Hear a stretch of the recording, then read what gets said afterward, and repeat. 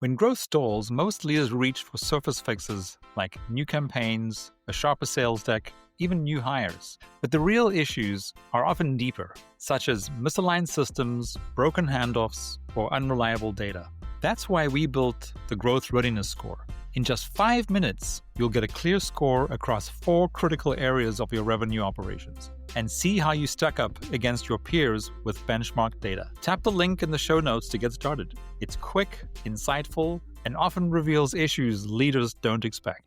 We just pitched a new company today, or a new brand that another brand that's used us before is buying. And that's what we talked about. Like, the founder took it as far as they could take it, and now they're struggling, especially in franchising. I see it around like 33 to 39 units, kind of, where people kind of start flailing. Like, what am I going to do? Like, how do I continue to build this, right?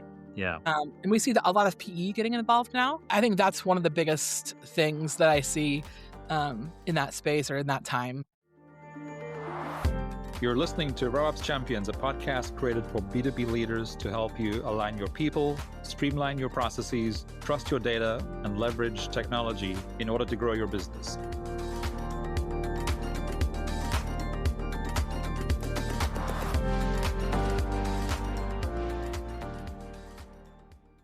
Welcome back to the RevOps Champions podcast. Today, I'm joined by Ingrid Schneider, founder and CEO of Stay in Your Lane and Train in Your Lane. After building and fixing real businesses across industries like auto body, restaurants, and entertainment, she launched Stay in Your Lane during the pandemic and grew it into a fractional C-suite firm supporting franchise and multi-location brands. Known for her cult brand philosophy and practical approach to AI adoption, Ingrid brings a unique perspective on how companies scale through alignment, identity, and systems, which of course I love.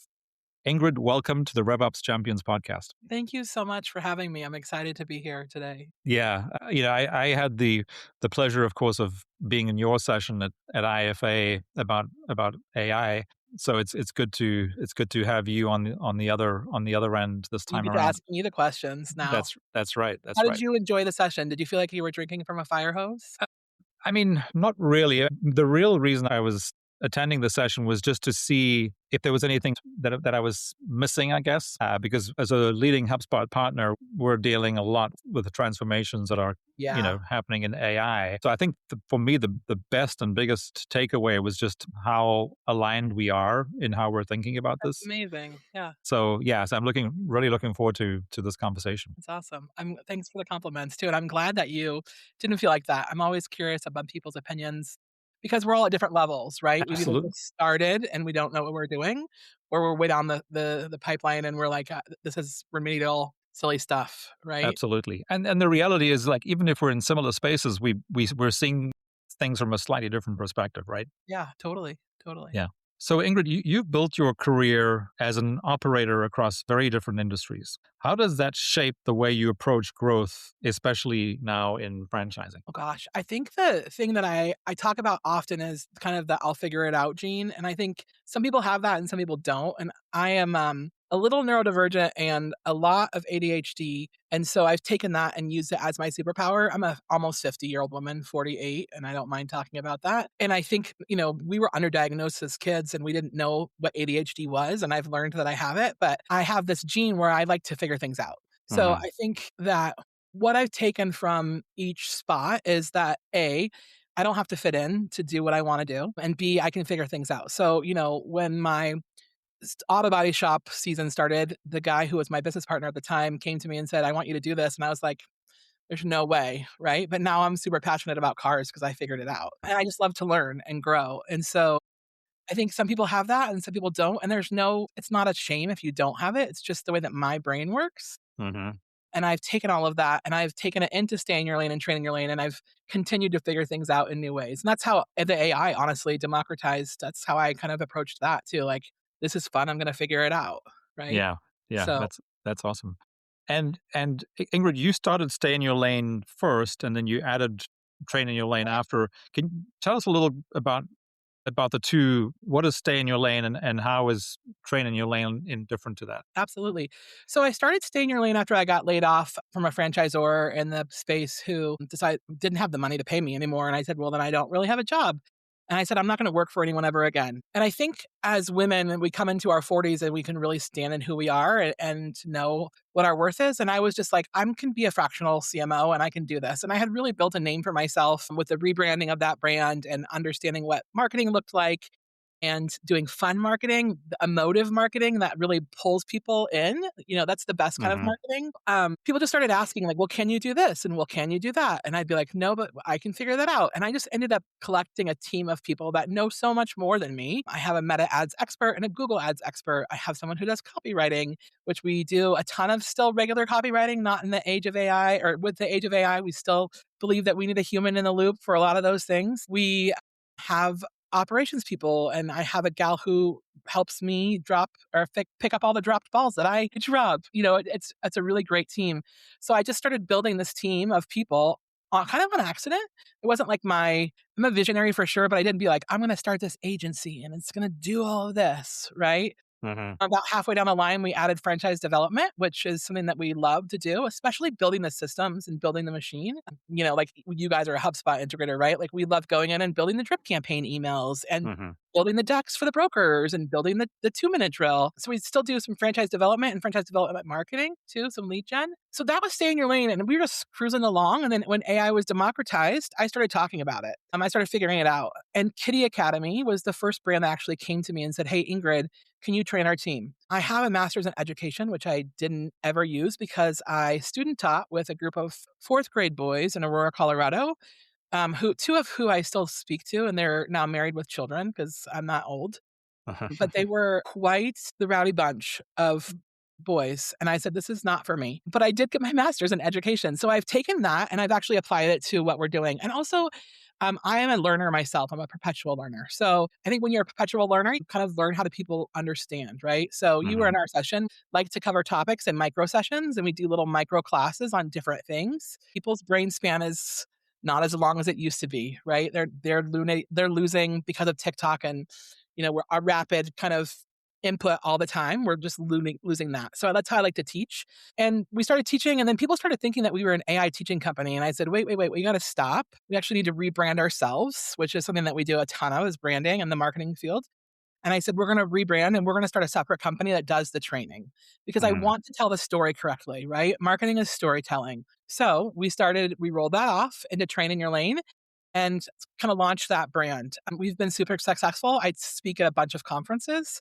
If you would have told Ingrid, probably like 25-year-old Ingrid, even that she was going to be a speaker, she would laugh at you and say, that's not my MO. I was Hmm. always the girl who was told that she didn't talk well and she spoke too fast and she did this and that. So it's kind of just ironic that I'm now speaking to large groups like Ben and Jerry's and Wild Birds Unlimited and just having a heyday doing it. So I have 10 speaking engagements this year so far Wow. and would love to do more. I love speaking to franchise brands about how AI can help them and their franchisees. Hmm. So, and then we do classes too on the Train in Your Lane side. Stay in Your Lane is a fractional fran dev, fractional marketing company. That's what we do really well on that. And then Train in Your Lane, really we do AI training. And that's really, you said it, and it's really for anyone. Yes, we specialize in the franchise space, but we're actually doing a ton more outside of it. I just spoke at EO Philadelphia for a women's conference, and now we're starting a cohort with the women that were in there to Hmm. learn AI. It's going to be so much fun. There's about 30 women in there that really want to dig in, and I love creating environments where people can learn. So, Awesome. yeah, Awesome. That's yeah. So train in your lane is, of course, is the newer of the two, and that is specifically sort of that scratches your education itch, I guess, right? it does. I also just, again, I'm a perpetual learner, so I'm constantly feeding myself. My idea of a good time is to turn on Netflix at night after I've walked the dog and done my nightly routine and dig into a new AI tool Yeah. kind of mess around and figure it out. I don't know if Yeah. you have that same kind of philosophy, but like, I don't know. It's just like, wow, this can happen. And I like to blow my own mind. Like, this can do that. Right. And I think as AI is democratized, I really do see people getting a little bit lazier with their work. But I think Hmm. that as I rely on AI more, I'm still continuing to learn what AI can do. Right. So it's not me getting lazy. It's me continuing to feed myself on how I can utilize these tools and really build my AI intuition. You heard us Absolutely. talk Yeah. about that. AI intuition is like one of the biggest skills right now. And I see that actually people asking, like, how much are you using AI on jobs, right? You're looking for a new job. And I just actually posted one. We're looking for a new CMO as Chantel leaves us. Uh-huh. We're super excited for her. There's no bad blood there or anything. She just was her time to depart. I can never get mad at people when they leave Uh-huh. companies. I love her and I wish her the best. But one of the things I put in the job description is like, you have to be fluent in AI. Like, you have to be able to adapt to these tools and use them because we make a real difference in the people's lives at Stay in Your Lane because Train in Your Lane does what it does. Yeah. So Ingrid, you spend a lot of time in the franchise space. What makes franchising operationally more complex or different from other business models? That's a great question. I mean, I think obviously the franchisees make it more complex, right?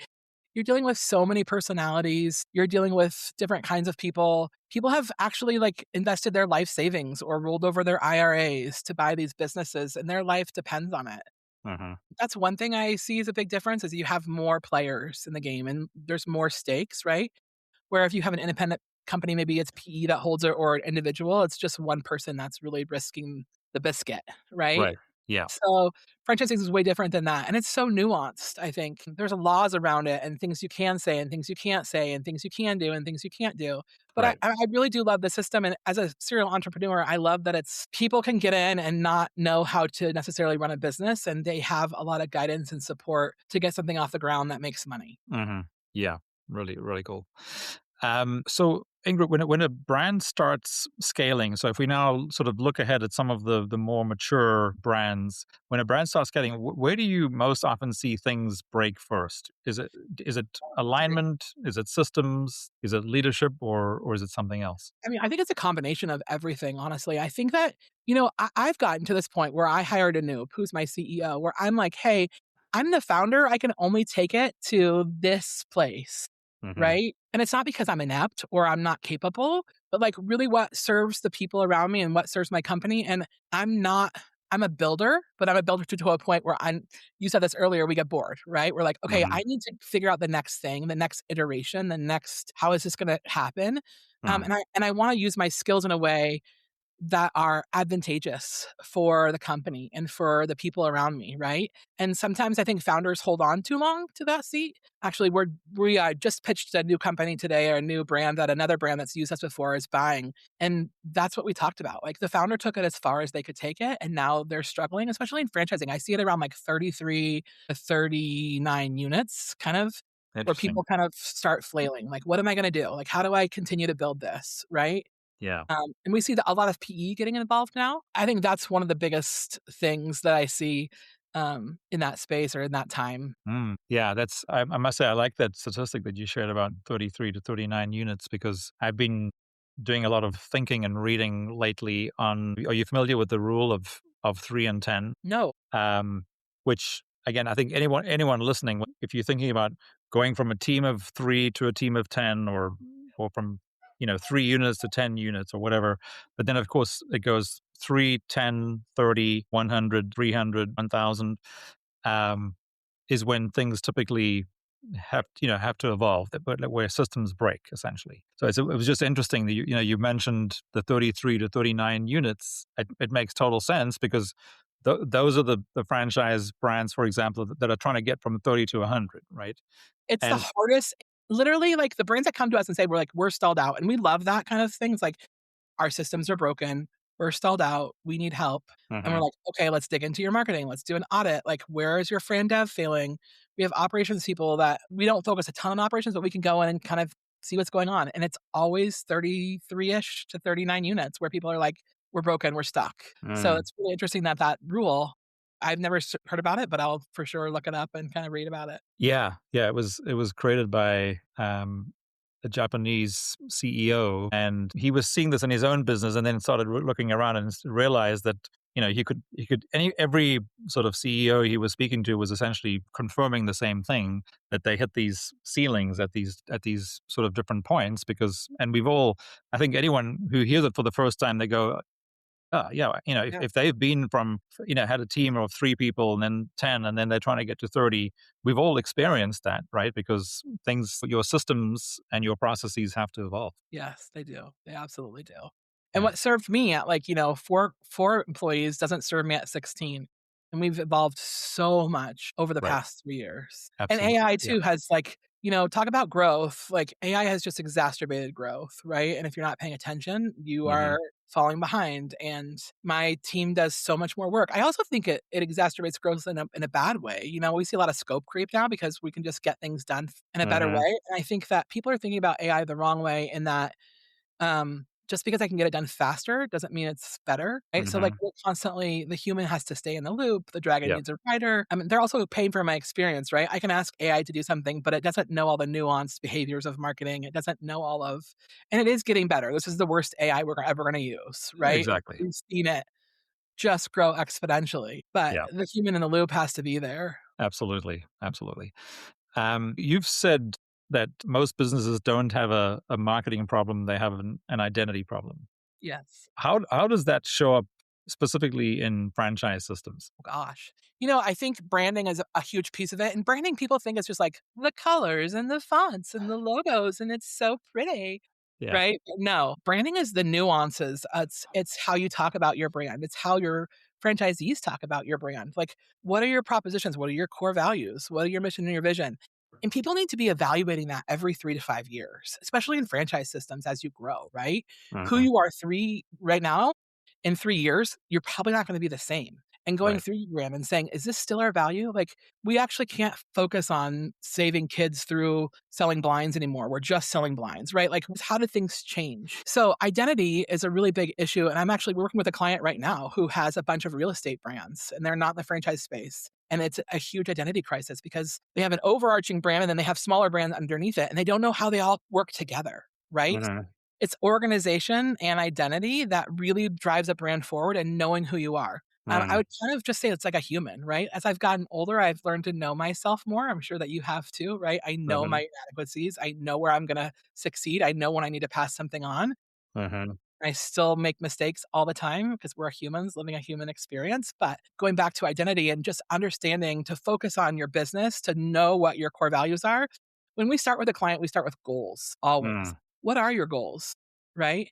And I think sometimes people are so much in their own minutia, and I even suffer from this, that they can't step back and look at their business and understand, yes, this is our goal, but how are we going to get there using our own identity and where we came from, right? Like, Hmm. what is our story? Right. So it's a really interesting problem that a lot of people see.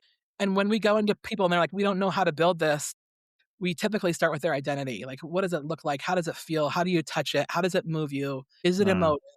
Does it tell a story? And then how are we going to get people to join the system and buy into that story? Mm. Yeah, I mean, in that work, have you found that, I guess I've spoken to a few franchisors over the last few months who started something that they thought, if they were really lucky, might get up to 100 units, and now they've already sold, over 450 units, and it's just, taken on a life of its own. Which, if you think about, is, it does change the identity of maybe where you started, and therefore also changes how you market and scale, and how you adapt as you grow through these different sizes, like we just talked about. Getting to 30 units is a big deal, but then there's a big fall off between 30 and 100 units. And I guess, do you see franchise brands having to sort of, have they figured out their identity from the beginning, or can their identity change as they grow? It can for sure change. And I think that some people, like, we don't know what we don't know, right? I've seen people start like, a mom and pop kind of, let's see, I'm going to try to make an example, a hair cutting salon, right? That has a really good culture and a really good people. And they're like, we can replicate this, we can do it. Uh, But they don't know how they actually built the first one, right? Maybe it was just a really good leader. Maybe it is a really good concept. Maybe it was just like the perfect team in that location, right? Like, what is it that took you to this? And some people have a hard time identifying that. And so to replicate things, it can get difficult, right? So mm, you've got to kind of digest or take it, not digest, dissect the mhm, entire process and figure out like what happened from 1 to 5. And we talked to a lot of founders about this. Like, tell me the story from 1 to 5 tell me the story from 5 to 10. Tell me the story from 10 to 15. Like, Hmm. they're like, oh, from 10 to 15, what we really saw, and we see this a ton in franchise brands, is that the franchisees actually start selling the brand, right? The Hmm. 1 to 5 are the biggest risk takers. They're the Yeah. ones that are like, "I'm gonna just do whatever you say," or, "I'm gonna come in and spend my money. I'm not gonna do whatever you say, but we're gonna, like, do this together, and I'm excited," and they're buying from a founder usually, right? But Hmm. after 10, they're not buying from the founder anymore. They're buying from the 10 franchisees that have already invested in the system, right? Hmm. So that's a much different story than buying from a founder. And I Hmm. think people get in the way sometimes of now telling the story of the franchisees instead of telling the stories of the founder. So every iteration needs to be kind of evaluated and dissected. How did we get from 5 to 10? Okay, we did this, right? But necessarily, that's not necessarily going to work from 15 to 20, right? Right. Yeah. I like to work backwards. I love to kind of take things apart and then put them back together and be like, okay, so yeah, you've gotten to 30, and this is how you got there. The first 10 were this, the second 10 were this, the third 10 were this. Like, how do you think the next 10 are going to sell? And kind of storyboard it and figure out, like, can we figure out how the next iteration is going to happen? Hmm. Yeah. Which comes back to the sort of, the alignment piece again, right? So when alignment actually starts working inside a system, what changes?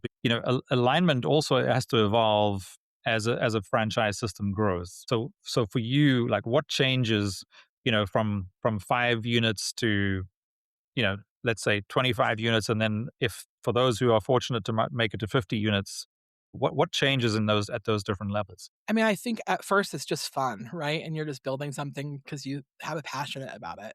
And then you kind of put the brakes on. And you're like, okay, we built this, but we don't have the systems in place, and we don't have an org chart, and we don't have a marketing manual, and we don't have this, and we don't have that. And so you start putting those things in place, and then you have those things, and people come in, and you're like, okay, this was great, and this worked. We had this little Slack board for 1 to 10 franchisees, but now I can't manage the Slack board because we've got 20 franchisees. So what's the next iteration? Okay, let's put them on a CRM where they can actually go in and see different things, and let's build them in LMS, right? So I think Mm-hmm.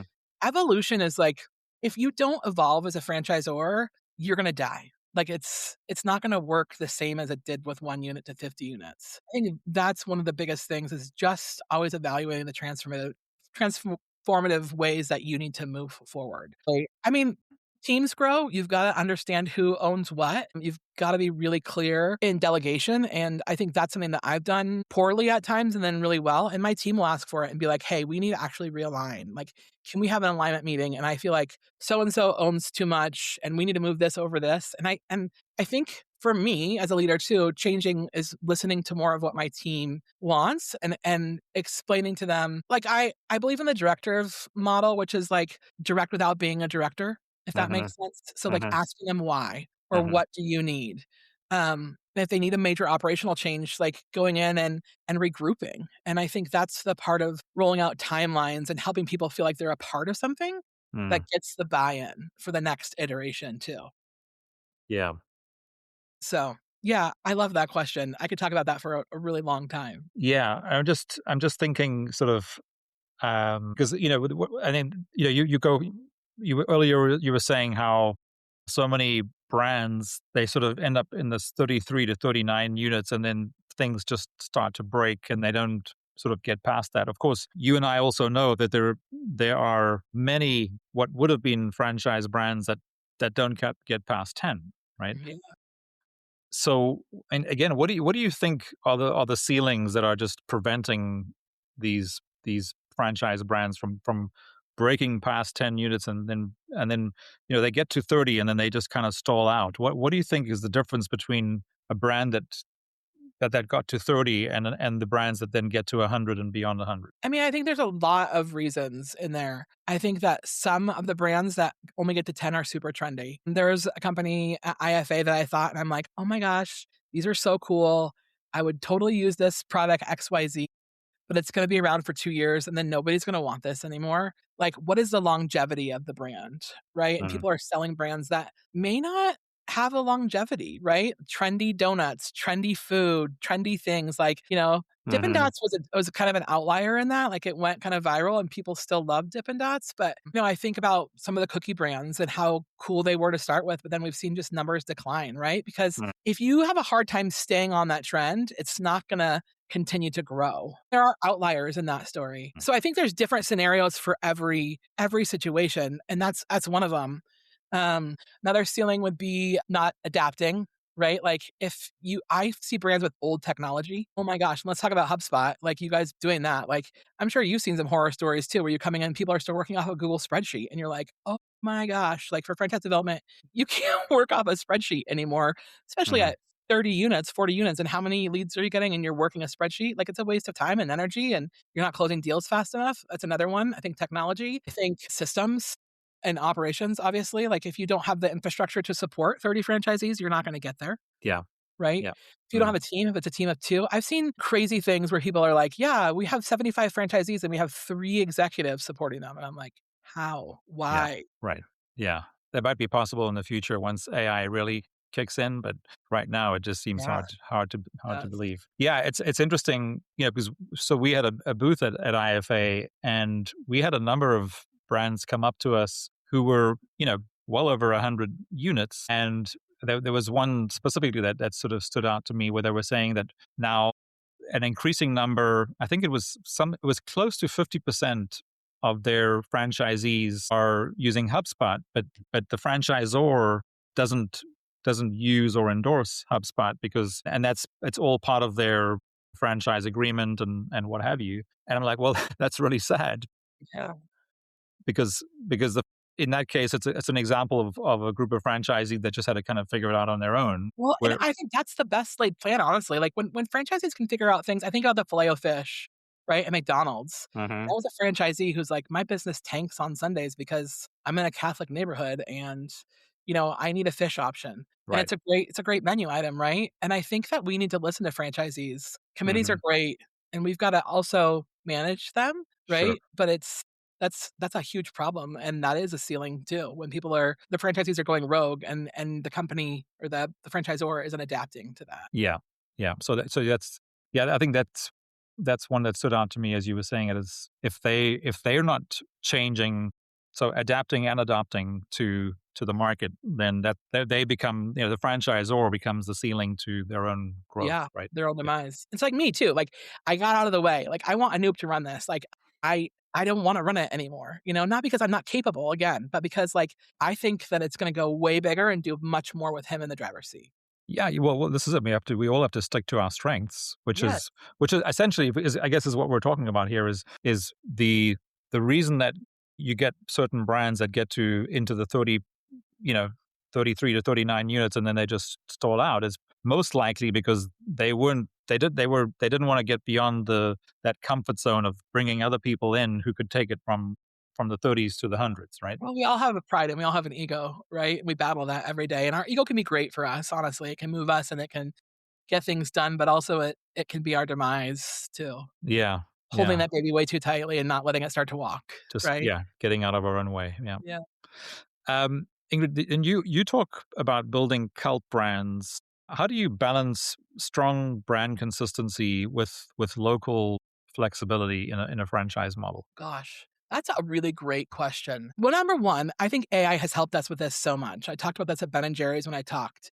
Mhm. What how people talk in California is way different than how they talk in New York and in Boston, right? So I think for marketing, we're able to actually talk to our local demographics in a different way. So we come up with these concepts, right? And these plans. But maybe in Boston, they're not going to say, that's cool, dude, or something that's very California, Mhm. right? Or the new word that kids are all using is bro. Everything's bro. Yo, bro. So you Mhm. can say that in some contexts, but some contexts you can't. And I think with AI too, it's really given us an opportunity to really help people at a local level do nuanced marketing for themselves. Does that Mhm. make sense? And so, yes, Mhm. the franchisor still has the control, but we can tweak things really easily. And building a cult brand, I think, all cults start with a good leader, and a good leadership and team. And I think that's like where it lies, right? But then Mhm. they also have to have the buy-in of the cult, right? Like Sure. everybody, the members, right? Yeah. So how are you compelling? How do you listen? How do you empathize? How do you bring them along on the journey? How do you get them excited? All of those things are super important. And I think with local marketing, we're at an impasse right now where it can be so driven down into their little niche market. And Mm. franchisors who don't understand how to do that are actually like losing the game, Yeah. right? And you can build a cult in your own community. And I also think the cool thing about that is we talk a ton about with our brands about guerrilla marketing and actually like coming in and being involved in your community. And so you're kind of building your own little group of people and following Mhm. in that. So how are you involved in the BNI groups? How are you involved in your community? Are you sponsoring the soccer team? Mhm. Are you at the local events, the chamber events, going out, meeting friends, kissing babies, shaking hands, kind of doing that yourself? Mhm. Right? So, I think it's an interesting business model because, yes, you're building kind of a cult brand. You think about Smoothie King and everybody loves Smoothie King, right? But I go into my local Smoothie King and I know the owner and the operator, and he's a cool dude, and his son's running it with him, and I have a relationship with them. Mm. So I think it's very nuanced, and they're also doing some of their own marketing. I've talked to them about it, and they get to do Colorado marketing, and you can theme it around the Broncos, which I'm not really a Broncos fan, but I am a Nuggets fan, so maybe they should do it around the Nuggets. Like, Right. what are those things, right? That you can actually like pull from your local community and really establish things that are cool for that area. Yeah. Yeah. Just so yeah, that's an interesting thought. So you're saying so even though they're part of a national or international franchise brand, there are still things that they might need to do at a local level because to your point, folks on the East Coast don't do things the same as the same way that as the folks on the West Coast or anywhere in between, right? Marketing's not a one size fits all. When you're building a cult brand, like I think people, especially at franchise systems, they will say like, this is what's going to work for this area, right? Mm. And sometimes the locations that work the best are the ones that you think are going to underperform. When I worked for that franchisor and I was a CMO, one of the biggest locations was the smallest town because they didn't have anything else. Right. Yeah. Yeah. Right? And we're like, "This should never work in this town. It should Yeah. never work." But it kicked butt because there wasn't any other option. So I think that it's never a one size fits all, and I think that it should always kind of challenge the status quo. I think that marketers need to understand, and franchisors, that what works in one market's not gonna work in another, and in order to like, build a true cult following, it has to have an amazing product, but you also have to listen to that local level and what they want. Yeah. I know that when you drive through McDonald's to McDonald's at different locations, some like down south, they have biscuits and gravy. I don't have biscuits and gravy in Denver. I get kind of jealous of that the South has biscuits and gravy at McDonald's. I think Yeah. McDonald's does a really good job of segmenting their markets and understanding what the market drives and what the demand of that market is. Yeah. That is a really good point. Okay, so I think I've delayed you for up to 30 minutes now, not talking about AI yet. So congratulations, you've made it this far. Thank you. Thank you. So, but now let's talk AI, right? So, which is how you and I first met in February in Las Vegas at IFA because you were presenting a session on AI and Yeah. franchising. So, Ingrid, you've said most AI projects fail because companies skip education. What does getting it right actually look like from your perspective? So we talk a lot about this, and what we've seen over and over again is these large companies going straight to implementation. So if I come into your office and I hand you a computer and you've only seen encyclopedias since then, and I hand you a computer and I say, I need you to build a website. Here's the tool that you're going to do it. You're going to look at me like I have my head on backwards. You Mm, don't know what a mouse is. You don't know what a keyboard is. You don't know what a monitor is.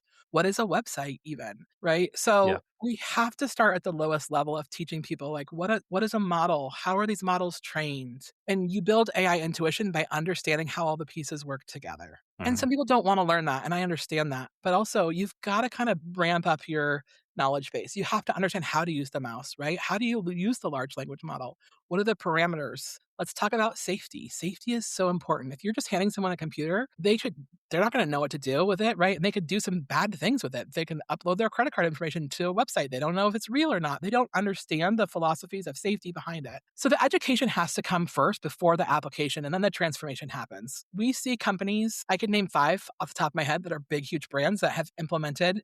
And I will actually, well, no, I'm not going to. I was going to say I'll call somebody else because he calls himself out the same all the time. But this person decided to go all in on AI and actually had heard me talk and they're really smart and they started this product and spent so much money on it for their franchisees. The franchisees didn't want it. They didn't use it. They didn't know how to use it. Hmm. Why are we investing our cash into this and our royalties and our marketing fund and this brand fund? Like, what is Hmm. this going to do for us? So I think what needs to happen first for franchisees is education. We educate franchisees and franchisors. We also act as like Dreammaker Kitchen and Bath has hired us on as a fractional AI officer. So we have office hours with them every week and they're like, hey, we're trying to solve these problems. And I think the best thing is the collaborative piece of it. Like, we love working with brands who want to collaborate with us where we're not necessarily building things for them. That doesn't work. Like, Yeah, if you're just building things for people, or if you're just hiring someone to build something for you, it doesn't work, right? Especially, yeah, I mean, even you probably see that too. Like, you got to understand how HubSpot moves through things in order to be able to use it, right? absolutely.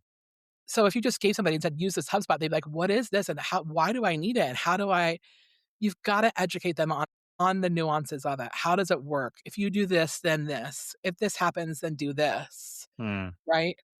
And then absolutely. people can then have that application and they were using it and then they see transformation and like, we're moving leads through faster. Oh my gosh, my franchisees are so much happier because we're doing this. So education is just the root of all of AI democratization. Yeah, absolutely.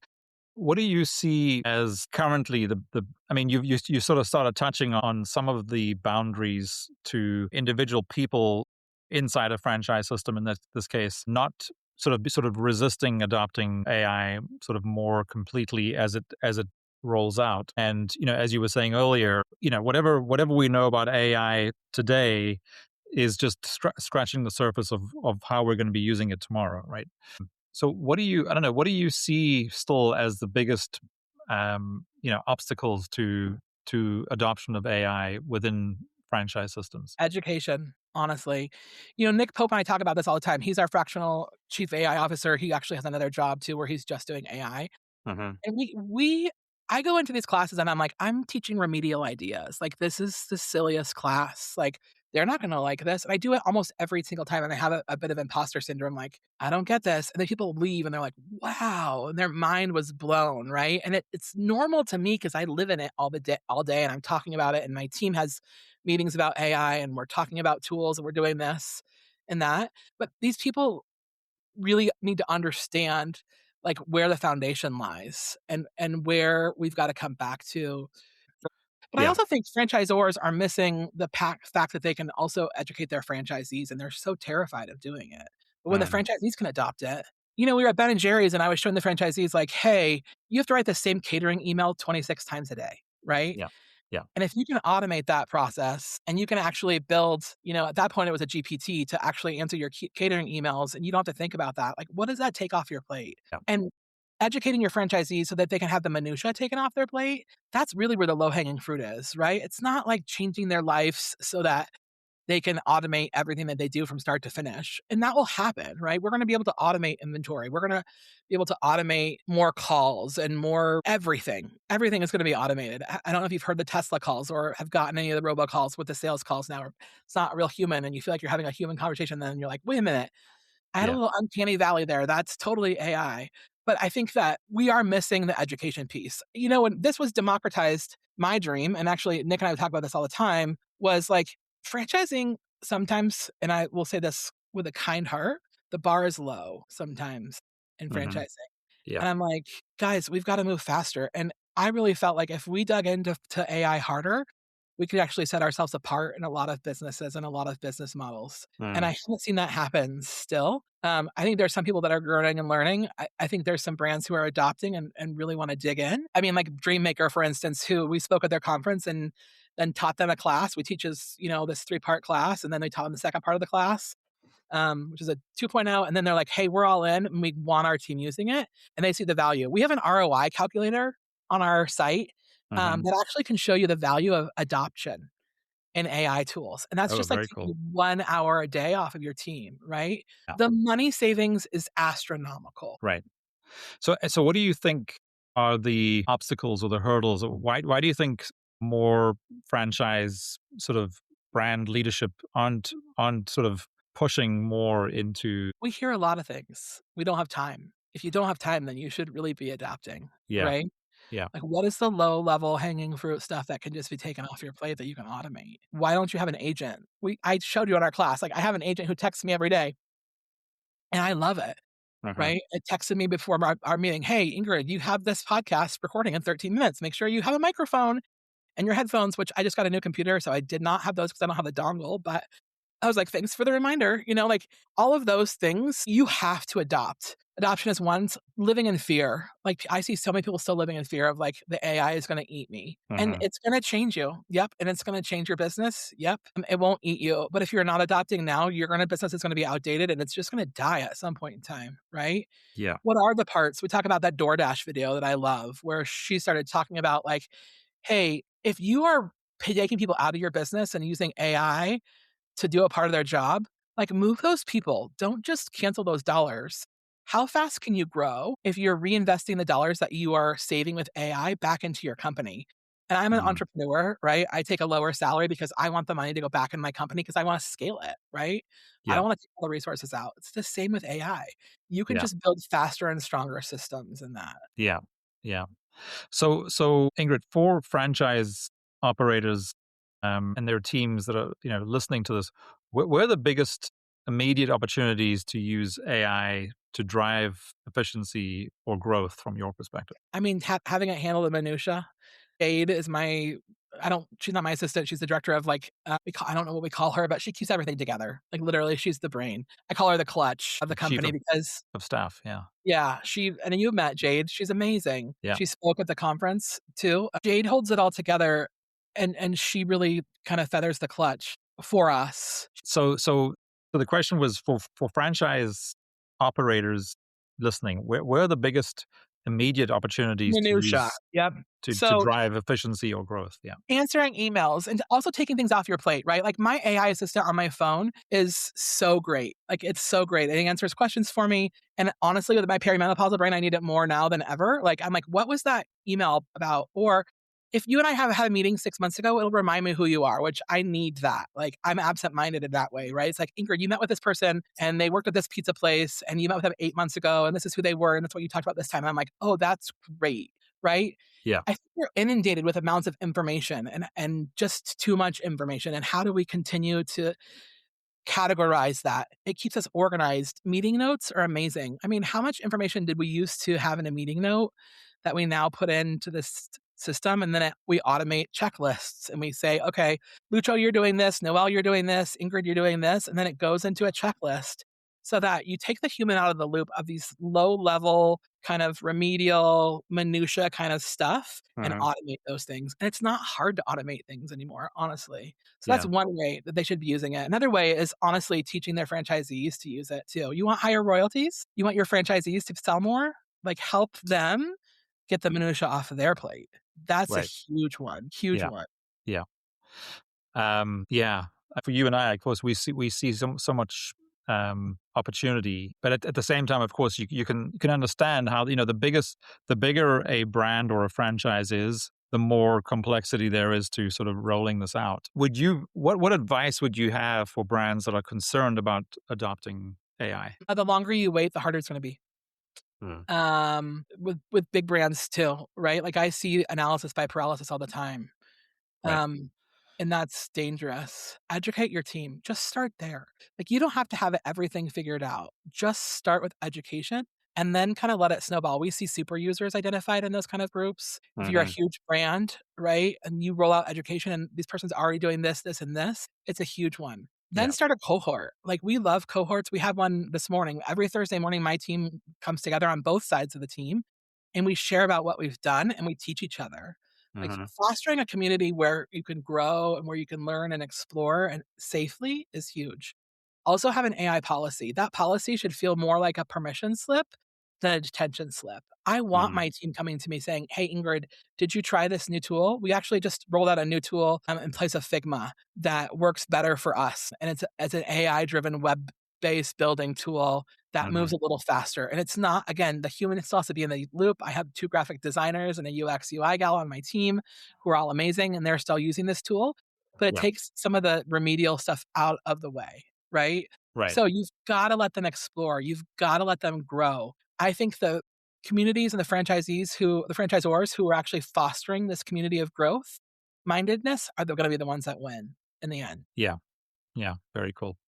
Ingrid, to wrap up, what last piece of advice would you like to leave our audience? Which again, keep thinking about, franchise brands that are between 50 and 1,000 units. Who again, and it doesn't matter whether they're at 50 or 100 or 500, they all have to break through the next, the Here.